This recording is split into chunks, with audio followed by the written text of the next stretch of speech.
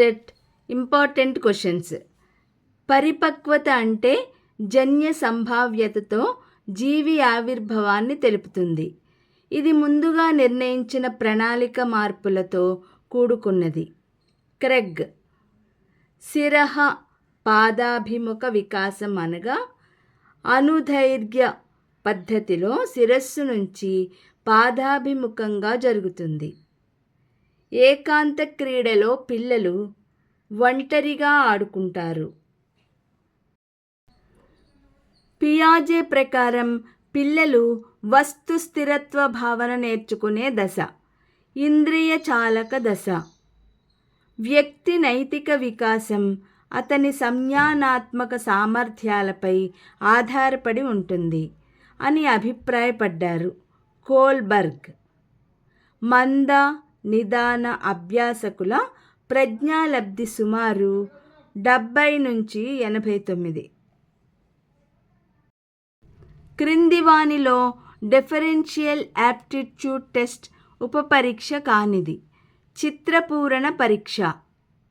ఈ గ్రంథి యొక్క స్రావకము రక్తంలోని కాల్షియం స్థాయి నియంత్రిస్తుంది. పార్శ్వ అవటు గ్రంథి. రిషికి కారు కొనుక్కోవాలని ఉంది, కానీ దాని నిర్వహణ గురించి భయపడుతున్నారు. రిషిలోని సంఘర్షణ. ఉపగమ పరిహార.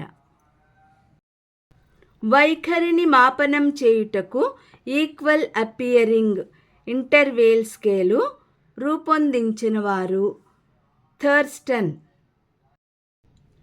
రాము రష్యన్ భాషను నేర్చుకున్నాడు. ఇప్పుడు అతను సైకిల్ తొక్కడం నేర్చుకోగలిగాడు.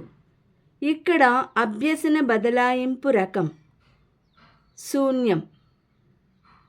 కొండ గుర్తులను ఉపయోగించడం వల్ల పెంపొందేది స్మృతి. అవసరాల అనుక్రమణిక సిద్ధాంతం ప్రతిపాదించిన వారు మాస్లో. క్రింది వాటిలో ఒకటి మానసిక చలనాత్మక రంగానికి చెందినది. ప్రతిస్పందించడం. వైగోటిస్కీ ప్రకారం దిగువ స్థాయి మానసిక ప్రక్రియ ప్రశ్నించడం. పావ్లో ప్రయోగంలో గంట శబ్దంతో పాటు ఆహారాన్ని ఇచ్చినప్పుడు కుక్క లాలాజలం స్రవించింది. ఇక్కడ కుక్క లాలాజలం స్రవించడం అనేది నిర్నిబంధిత ప్రతిస్పందన. క్రింది వానిలో థార్న్డైక్ ప్రతిపాదించని అభ్యసన నియమం పునర్బలన నియమం. మిల్లర్ మరియు డోలార్డ్ అనే అమెరికన్ సైకాలజిస్టులకు ఈ సిద్ధాంతంతో సంబంధం లేదు. సాంఘిక అభ్యసన సిద్ధాంతం. ఆర్టీఈ 2009 ప్రకారం ఒక ప్రాథమిక పాఠశాల విద్యార్థుల సంఖ్య 125 అయినా కావాల్సిన ఉపాధ్యాయుల సంఖ్య ఎంత? 5. అనిర్దేశిక కౌన్సిలింగ్ను ప్రవేశపెట్టినవారు 5. చంపకమాల వృత్తపద్యం గల సీసలి శాసనం వేయించిన రాజెవరు? గుణ విజయాదిత్యుడు. చక్రతీర్థ మహత్యము అనే శతకం ఎవరి రచన? కపిలవాయి లింగమూర్తి. ఉత్ప్రేక్షాలంకారంలో ఉండేది ఊహ. నాటకంలో ఇది ముఖ్యమైనది నీతి. కేయూర బాహుచరిత్ర అనే కావ్యానికి మూల గ్రంథం విద్దసారభంజిక.